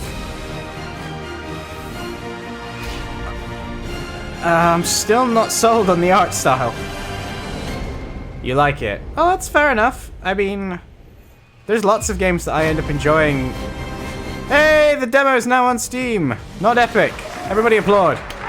What the frick is that? PC gaming, it's not the size of your weapon, it's how you use it.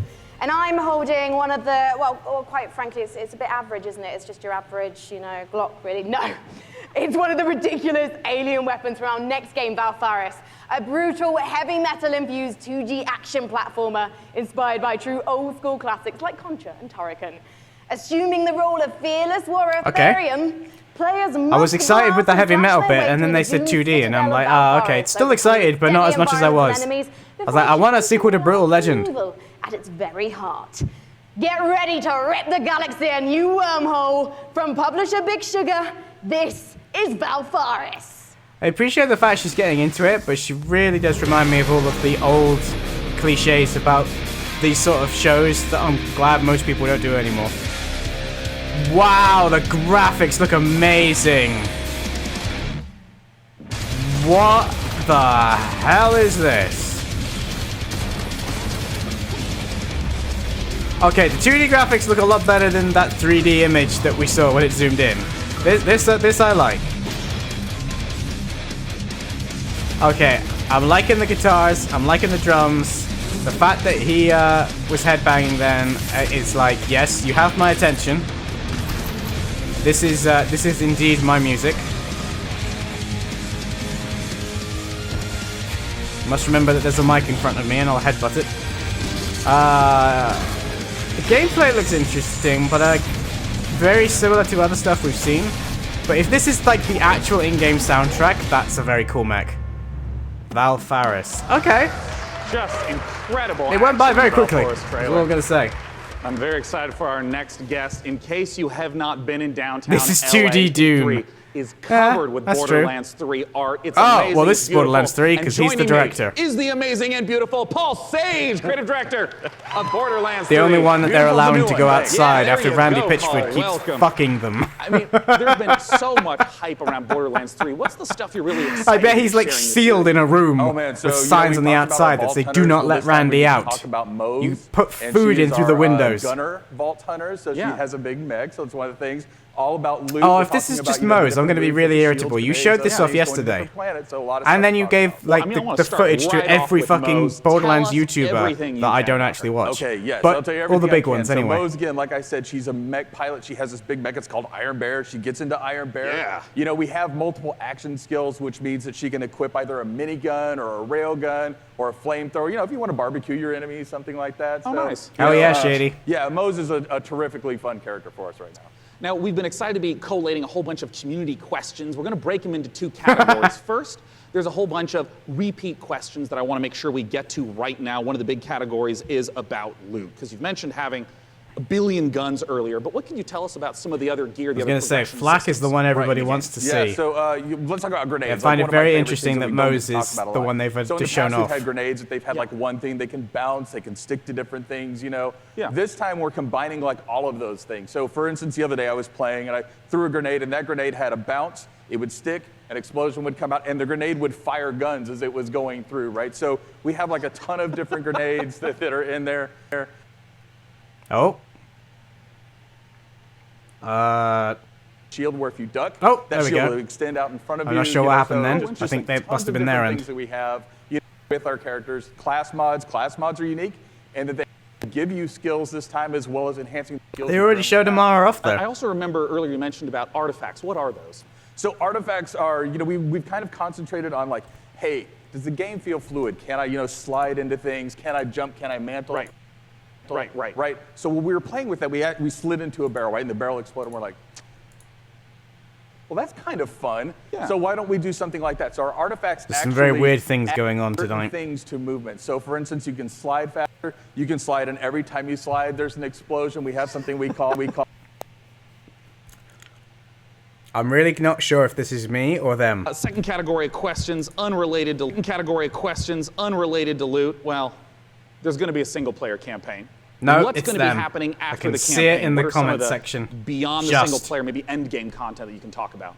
All right, in-game content. Okay, well, it's E3, so I'll give a little bit. So we have this thing what we call the Guardian system. So for those people who played Borderlands before, you might remember Badass Ranks. Badass Ranks, you can get, you know, is basically kind of an infinite progression system that added to your stats. Yeah. We doubled down on that. We have what we call Guardian Rank. And Guardian Rate not only has that infinite progression, but it has Thanks, skills Stas. and different skins that you can open up as you go through. And the cool thing about that is like every character that you play on that account gets the benefits of Guardian Rate. Oh, interesting. All right, last category we're going to go through, and then we're going to hit some rapid-fire questions. How do the boss fights in Borderlands 3 compare to Borderlands 1 and 2? I know those were big aspects. How do you build upon that? Right, so I think of a boss fight, you know, like I'm an old school Nintendo fan, right? So I love huge boss fights that have like 3 phases and stuff like that. So now those people, you know, smart people in the audience know that we've talked about going to vaults instead of vault, right? And so there are different like huge boss encounters there that are just multi-phase boss encounters. We have like a lot of different mini I'll be honest, Alaminio, it's kind of all glazed over in my mind. There's been a couple of cool things, but I couldn't tell you should be yes or no, very brief. First from Castor, how will you be handling multiplayer? Multiplayer, we will basically be allowing anybody to jump in at any time. So, awesome. From MHL Animations, can I pet the gun? Great. Possibly question. go. I'm not Possibly here to judge shady. what you do with your gun. So you know, that's a personal question. All right, great. Sam Wiseman asks, is Maya's new companion a siren? People are asking the right questions. That's what I will say about that. Oh, you tease. He's not going to answer a spoiler, is he? Is Tiny Tina going to be seen fighting alongside the Vault Hunters? Yes. Nice. All right, I'm just going to blast through a couple more as fast as I possibly can. What's the level cap at launch? 50. Will we get to see flak? Yes. Will we see golden keys and/or shift codes for Borderlands 3? Absolutely. That wasn't specific enough. When will we see flak? Other kinds Which of is the question PvP. you should have asked. Yes and no. And also maybe. Perfect. Oh, that's fair, DeeBeeGeek. And will you be able to transfer weapons between your characters? Absolutely, right from the start. Not really, in all when honesty. is the There's been a damn game few coming out? interesting looking games, but Friday nothing the that's made me 13th, lose my mind 2019, September as such. Perfect. I hope it comes back though for the Ubisoft stream. Thanks so much for joining me on stage. Sean, thank you. And once again, if you have not seen all the setups in downtown for Borderlands 3, they're beautiful.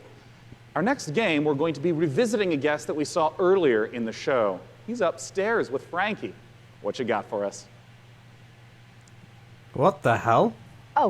Oh, hi, we're live. Sorry. Hello, I was just, I was actually testing out my outfit for this weekend. I don't know, what do you think, John? I think you look really sharp, as always. Very sharp. Well, thank you so much. John Gibson, president of Tripwire. Thank you think for she looks joining very us sharp. again on the show. Yeah, very excited to be busy here. man, yes. Yes. Now, last year, we revealed Man No, there has Eater not been a 2 Commander the Keen world. 2.0, Can you sadly. remind anyone who missed it what the game's all about?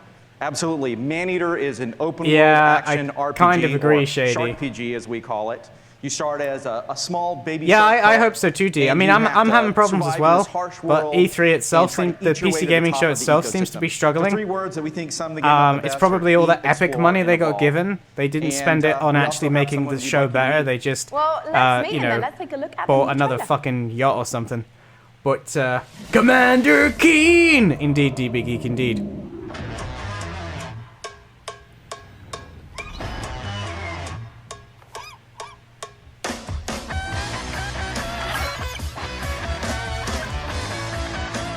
You missed a Heavy Metal 2D game where he basically kills monsters and demons to heavy metal. That was pretty cool.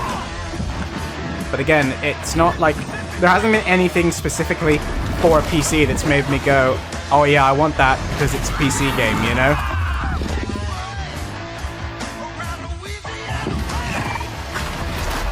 Yeah, new consoles and cloud gaming. Pretty much. There have been some good games, don't get me wrong, but they're nowhere near... Coming in closer with that camera, we two gonna tussle. They're not like last year where the world premieres were blowing my mind. Obviously one of them was Borderlands 3, but you know, other shows we've had things like Devil May Cry 5. I think that was last E3. Yeah, it was, because I remember that was the one show I didn't react to and I got very irritable. Who was that appallingly dressed fisherman in the trailer? Because quite frankly, not even I would eat him. That was Scaly Pete, and Scaly Pete's the villain in this tale. Pete is a best fisherman in the Gulf, the best shark fisherman, or he'll tell you he's the best shark fisherman, and he disfigures our baby shark at the beginning of the game and does some really nasty things. So he's not a very nice guy. Considering a video that I saw the other day going around Twitter, of a reality show called I Shark definitely Hunters think versus this is Maniers. very relevant. And it follows Pete and the player shark on its adventures. And you know, it's a really Make your mind up about it's a what? very exciting way to tell a story. And based on that trailer, to be honest, John, it looks like your main goal of the shark is to just bite everything. Yeah, there is an awful lot of man-eating going on in this Simple, game. That is yet the effective. name of the game. And but we'd like to think of the game as a shark-tastic fun action game. It's the like spiritual GTA if sequel you to were a Echo shark. the Dolphin, but the more violent version.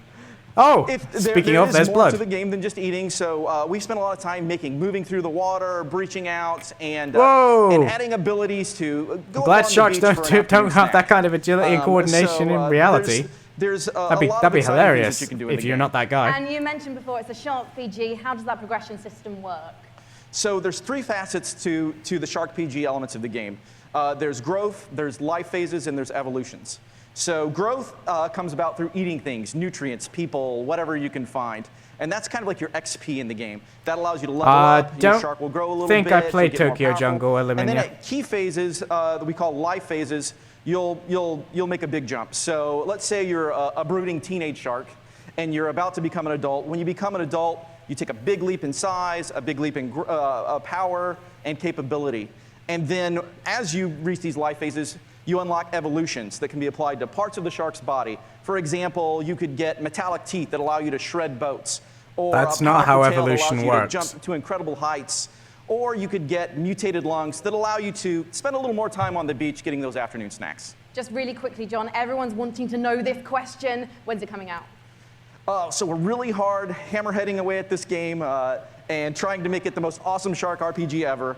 Agreed, Shady. We're not ready to announce a date. That's why I'm but looking pretty forward to certain the you're gonna see remake it of before Destroy All the next Humans. PC Gaming Show. I'm so Well, I happy hope that we that's do, getting a remake. otherwise I'm going to have to start biting people. In fact, I'm quite hungry at the moment, so I think actually I'm going to find an audience member because you guys look tasty. So I'll see you in a bit. I'm just going to have a snack. Thank you, John. Thank you.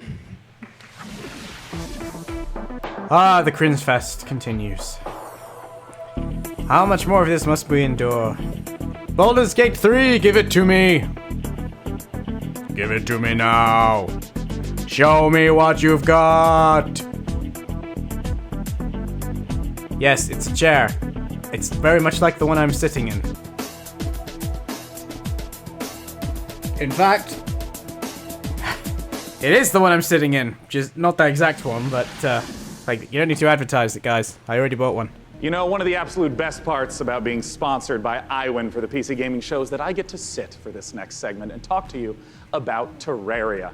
Terraria is one of the Ubisoft will best-selling be PC games awful, of all Aluminium. time, Ubisoft selling are the almost 30 worst. million If we have to sit through copies. another Part of the reason dance why it's maintained such segment, popularity is the fact I'm a that the loser. developers Relogic continue to add content, going from 250 items at release to now Yeah. over 4,000. Let's take a look at their penultimate expansion coming up, Terraria Journey's End. Oh, Terraria! Levi really likes this game. For those of you who don't know, that's my brother. We sometimes stream together, gaming. Journey's End.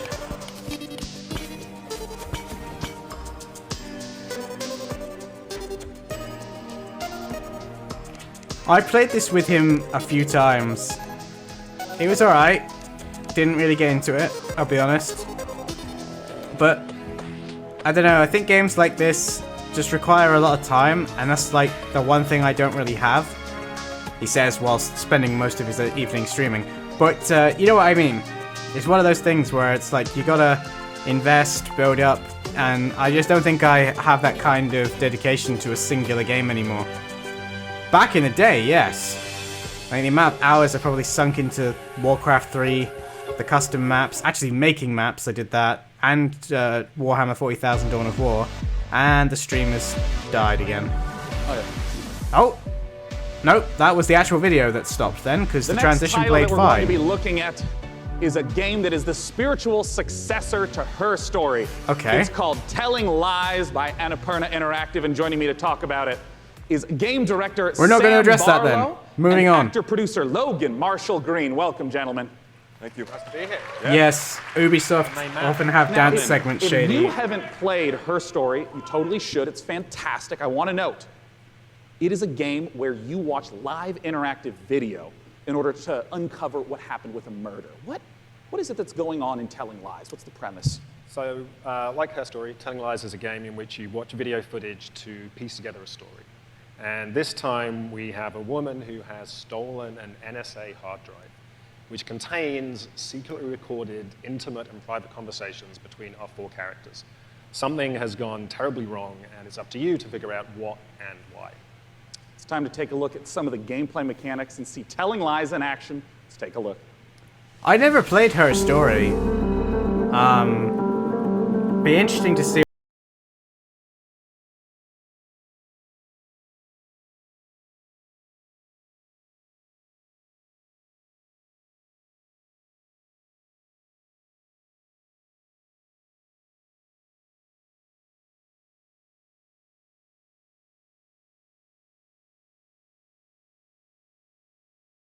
You know too much. I actually know all 4 of them. Her and the first guy more so than anything else, but...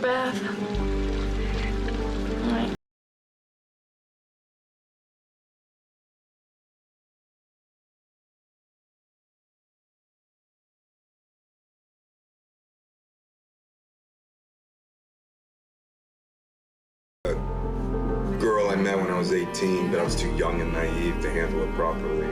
That's fair, Shady.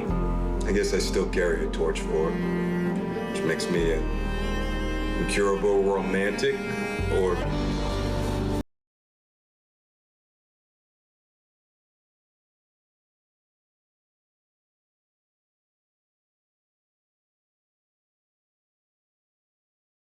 I can't help but feel like one of them is a cam girl. At least that's the impression I'm getting. Oh, Sam, I got some questions for you about what we've just seen. Talk to me about... Allow me to answer. It was live-action segments from a video game that appears to be you clicking on a screen. What's going on? That about sum it up? Telling Lies is we take all of the exploration you would have in a normal video game. So all that walking around in a 3D and we remove it. And we apply that directly to the story, to the footage itself. So you're going to be scrubbing around in these clips, paying close attention, and you're going to be picking up on the subtext, listening to names, people, places. And with that information, you're going to use that to So basically, find more clips, if you're an editor, you're going to be really good at and this game. over time, Because that's essentially what editors do. And it's... We scrub through hours and hours of footage and try to come up with a story that makes sense and is coherent. Square kilometerage or miles in America. He looks like Tom Hardy. Sort of scope that we're talking about? There's some similarities, but not if you saw them side by side. 10 hours of footage here, so it really? I can't think of that dude's name because he was recently the guy who played Shocker in Spider-Man: Homecoming, but he's done other stuff before then that I knew him from. He's usually always like a hard guy, like someone's right-hand henchman or something. But I think he has had some leading roles I'm too. curious, Logan, as a performer in this kind of game, what is it like to actually try to have all the layers in there for each performance? Also, Phantasy Star Online 2, I'll definitely give it a go when it comes out. It just depends on it's definitely what the final product looks like and how much it costs. Game, but our approach and Sam's approach was not unlike a movie or a TV show, and we had to understand it. Yeah, that's the guy, Logan Marshall Green, but I can't think what it is I saw him in. When you're shooting a movie or a TV show, and in this case a game, you're going to be shooting out of order, but we actually stayed pretty linear in how we approached the story. We went after it like I could see it in my head, but I can't think what it's from. Went after intention, and then what do we want? And, he's done quite a lot anyway. And we tried to make it as deep. It's got a lot of scope. Yeah. But we wanted to make it as deep as possible, and Sam is one of the best movie or TV directors I've worked with, so it was very similar. Nice. Yeah, look at you two.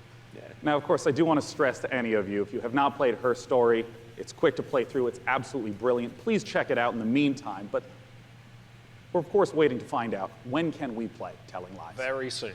Very soon, I promise. We'll have a date soon. Right now, you can go to Steam. You can wishlist it on Steam. We all love Steam. Very soon. We'll be showing a little bit more during That the deserved a cheer. Come on. We all love Steam, with the epic logo hanging over his head in the background there. Possible. Well, Sam, Logan, thanks so much for joining me on stage. Once again, Telling Lies. Now, up on the balcony Frankie's going to be talking to us about a game that my friends, year after year after year, keep telling me I have to play because of how much they've improved it. Frankie, what's going on with Warframe? Well, one of my favorite parts of last year's show, aside from being upstaged by a giant duck, was getting a glimpse at the future of Warframe. And here with the latest look at the next expansion to the universe is I don't play Warframe. So, it is a sort of game that I would like. Please, because Mother's here. Now, Rebecca, but what are we about to see? We're going to take a look I at don't an know. amazing trailer I'm just that kind of like. Together. A lot of our players Depends how long they're going to spend on Warframe. I just really want to get to Baldur's Gate 3. See what we've been doing. Yeah, it's like these are all good games, but some of them don't have much to show. In the case of Warframe, it's going to be Warframe. Whatever they show off, it's still basically Warframe. Show us new stuff.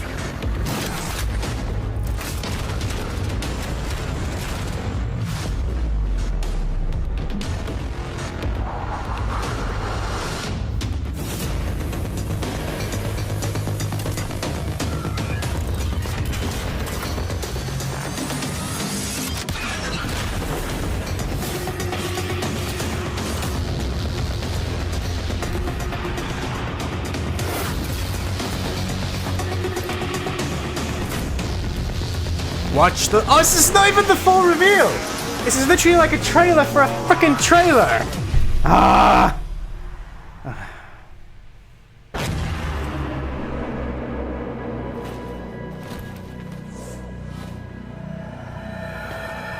Okay, so you can get Necros Prime for free if you do.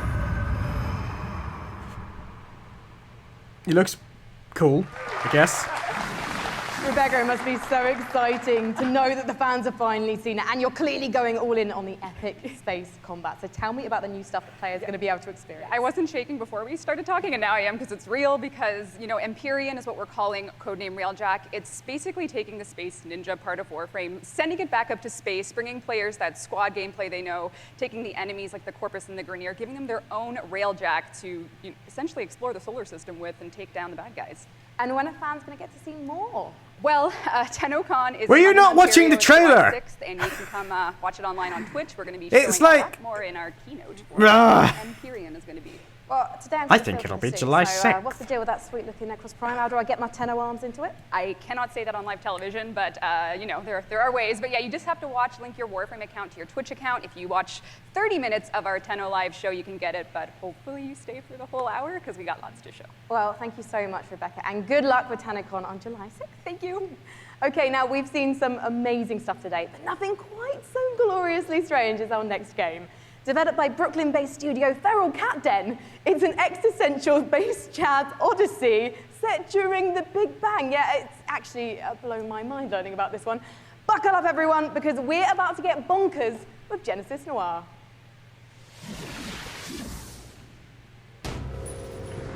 Oh, this is that really weird game. I thought it was.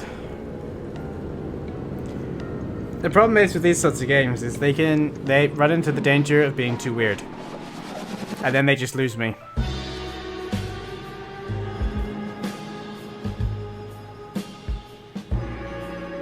Just give me the re-release of Stanley Parable and I'll be fine. This game, probably not, in all honesty.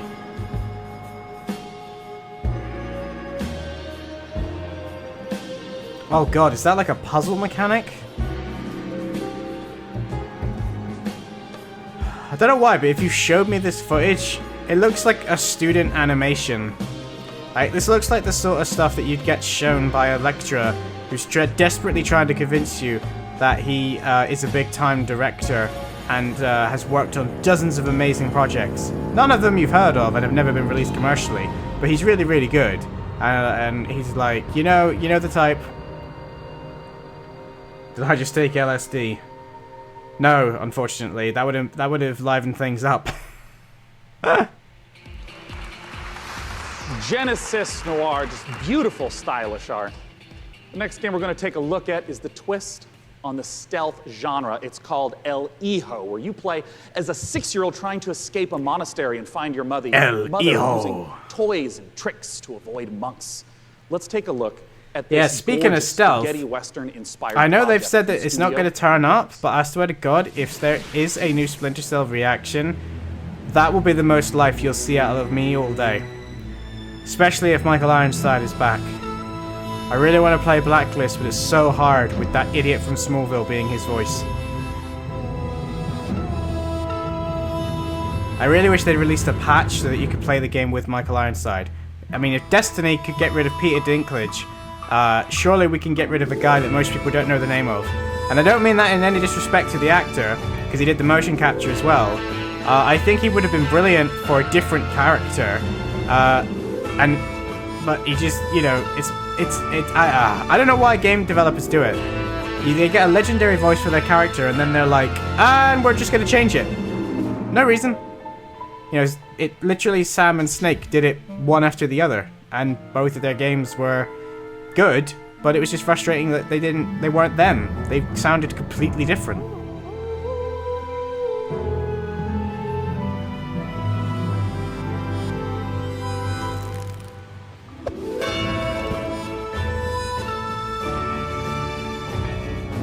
I'm not sold on this game, man.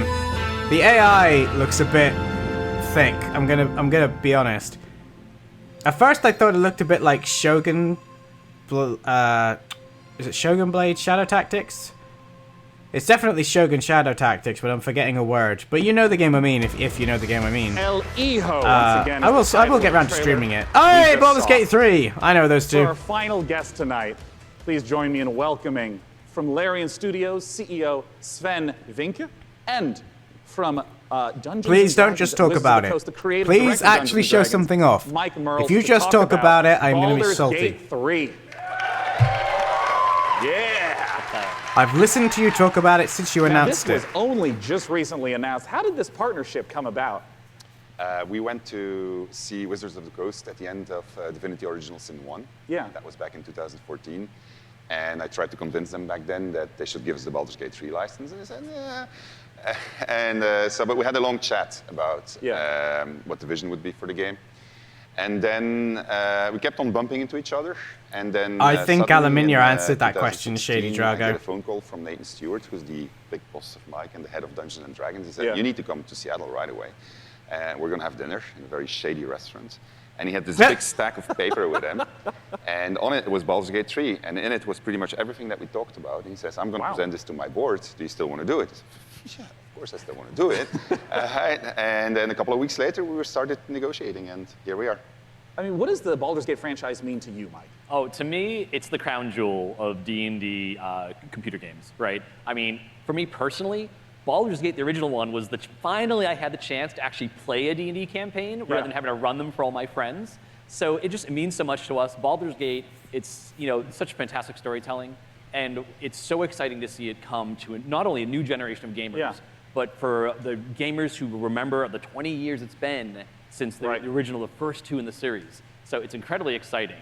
And for us, it's such an important part of the D&D mythos as a whole. And we got a chance to see the trailer. Talk to me about some of the story elements, the world elements. What are things we're going to see in Baldur's Gate 3? I have a horrible feeling they are just going to talk about it. What's in the trailer right now, but obviously you're going to go to the city, because we start with the city. You start outside of the city, actually. There's going to be mind flayers. They're very nasty. You are seeing in the trailer the process of ceremorphosis, as we call it. It's accelerated, so that's not normal. Yeah. And you're going to see a lot of iconic creatures. I love the way he added that.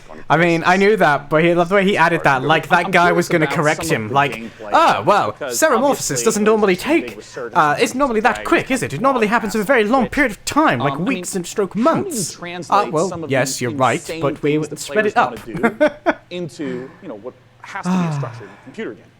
So we started with the player handbook, which is basically the basic rule set of Dungeons & Dragons. Which player handbook? Which edition? 5th edition. 5th edition. Right. Yeah. And so we ported as much as we could to the video game. We looked I didn't play it when they were out the first time round. I have played them since. And they're spin-offs, I suppose. Baldur's Gate Dark Alliance 1 and 2. And then we had to add things on They top were of it. basically like action If you play RPGs, whereas tabletop, you have these a were game more like master, and you say, old well, I school wanna do RPGs. this. Yeah. And then the I game want to start a master fight with a pigeon. And he's like, okay, roll for dexterity. Exactly, that's it. So we had to add systems to make that possible within the game. But we've gone very, I mean, very far. by all means, buy them. My only advice would be just remember that you are playing an ancient game. You could actually play out in the game. They're still good, but you just kind of need to remember that you're going back in time. Even though they're like, I think they're the enhanced editions, you still need to bear that in mind. Well, just as an example. It's just an example. It's Tentacles are always good. These are things that we have to put systems into the game for. They're not going to show anything off, are they? Going to be described They've literally advertised this to death, and they're not actually going to show anything. Speaking to Larian That's Studios, really, you have really tons irritating. Of data of all the sorts of things that players do. What's the sort of information that you provide? Half the stuff, I'm not going to lie, half the stuff that they've talked about across the whole of this show is stuff that you can find if you're literally following any media outlet. A lot of the stuff that they've said is stuff that they've already said elsewhere. I already knew most of what I've watched. Obviously the new stuff was cool, but it's kind of like, just laid out a map of Baldur's Gate and the sort of really? And asking a lot of questions like, what kind of story do you want to tell? Where do we want to go? What are the cool locations we've always wanted to put in a game like this? And then in terms of the system support, what does it mean in terms of the story for each character, for each character race, each character class, so that if you have your favorite class and it's in the game, you really feel like you're taking on that role that you love so much from the tabletop. It's really coming to life in an authentic way in Baldur's Gate 3. And we're going to talk in a moment about Baldur's Gate 3 release dates and whatnot, but we have a second game that we want to talk about on a new technology known as pencil and paper. I understand that there is a tabletop prequel coming for Baldur's Gate. Exactly. So in Baldur's Gate, we think there's one saga, all the different games coming together to tell one grand story in the city. Wasn't expecting that. On September 17th, we're releasing our next tabletop campaign. At the PC Gamer Show, we're going to talk about the tabletop game. It is the next chapter in the Baldur's Know Gate your audience, saga. guys. It's a prequel to Baldur's Gate. I do play tabletop D&D, but since Baldur's Gate really? 2, this is your chance to check out on the history. It's been about 100 years since the events of Baldur's Gate 2. Yeah. So this will give you a chance to check in on the city. So there won't be any crossover then with the storylines. That's probably a good idea, to be fair. 13 campaign that takes you from the mean streets of Baldur's Gate to the depths of hell itself. And sort of pose to the players a question: Do you want to redeem Baldur's Gate or send it to damnation? So we're putting that right in players' hands to make that choice. Well, I have to ask Sven, it's a question on a lot of people's minds. What can you talk to us about expected release timeframes? So people have been waiting for it for a long time. Yeah. They're going to have to wait a little bit more when it's ready. This is the game that we want to play, so we want to make sure it's really, really good. I was going to say, Larian isn't going to give you a release date. They never give release dates. Well, I know a lot of people have been waiting a long time. Just look at their development for Divinity Original Sin 2. Take your time. And 1 for that matter. Games are any indication of the quality, it's going to be fantastic and worth the wait. Gentlemen, thanks so much for joining me on stage. Thank you very much. Thank you. Ben and Mike talking about Baldur's Gate 3. Goodbye. Goodbye, guys. Yay. Why are they leaving? Well, it's because the PC Gaming Show has officially concluded. Let's bring up on the stage the fantastic Frankie Ward. Come here, Frankie. Hello. Well, Right. That was a complete waste of time. I'm going to end the stream here, guys, because I am literally falling asleep watching this. I will be back in an hour. Hopefully, I will not be alone. Stacy, if you're still watching and DeeBeeGeek doesn't come back, if you want to watch the Ubisoft conference and join me in the voice chat, maybe you can. Or I'll just do it on my own if you guys want to come back then. Hopefully I'll see some of you guys in a bit. I'm not going to bother with the end of this. This didn't even give us anything cool to meme about, man. There is no Commander Keen of the PC Gamer stream. So hopefully Ubisoft will have something worth actually showing up for. If it's a new Assassin's Creed and that's like it, I'm going to be really irritable. I'm going to be very annoyed. I might then have to stay awake for the Square conference because they're like my only hope at this point for something that is actually hype-worthy. Hopefully my internet will sort itself out by then as well. So I'll see you guys in the next stream. This is Sakago signing out, and I'll see you guys later.